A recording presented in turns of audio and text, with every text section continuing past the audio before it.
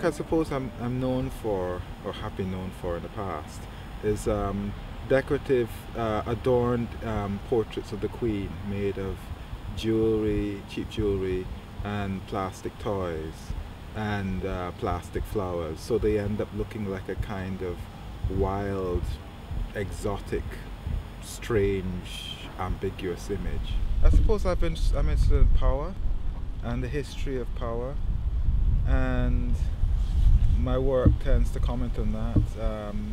I suppose if I wasn't an artist, I would have been a historian. I'm kind of obsessed with cycles of history, and that ties in with this current project here in Brunswick Cemetery Gardens, which carries this notion of history seems to come around, in my feeling, in spirals, and we seem to revisit certain things in history despite ourselves almost. First impressions of Brunswick Square when I came here was it was really quite an attractive place to me. I kept thinking, if this was in London, real estate agents would be killing themselves all over the place to get property here and stuff like that, and it was just felt very strange that this particular type of cemetery garden should be pretty much right in the middle of the city, or right within shouting distance almost of a major shopping mall. For the project here, the issues are, you have to think vandalism, health and safety, all these kind of things, and they can become a real problem. But if you turn that problem into, okay fine, this is the problem, let's try and find the solution for this. And once the idea came up, it's like, it's possible within this budget, just possible, that we can cast some stuff in cast iron. That transformed the whole project, and it was like, right, what do we do now? What do we do?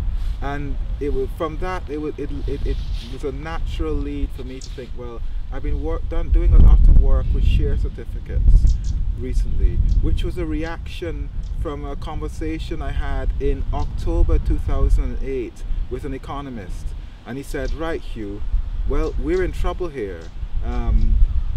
What are you going to do? What's your response going to be to this situation? And I've been going past shops selling share certificates for quite a while.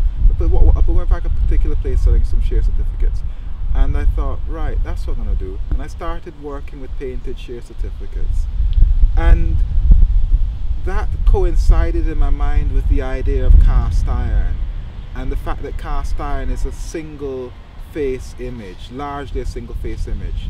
And right, that's what it's going to be. This is going to be share certificates. And then it logically became, well, it's a cemetery garden, a graveyard for dead companies, of course, or a graveyard depicting the rise and tumultuous life of some companies, because some of these companies are still in existence but have been through difficult times.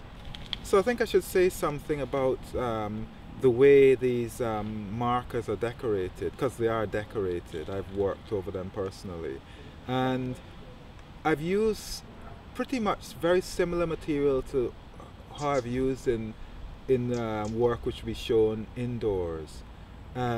So if you look closely, you'll see glow-in-the-dark stars, cheap jewelry, but it's all been unified into this cast iron process. And I love the fact that I've been able to take these quite ephemeral things, and then it's cast and it becomes this thing which is quite different.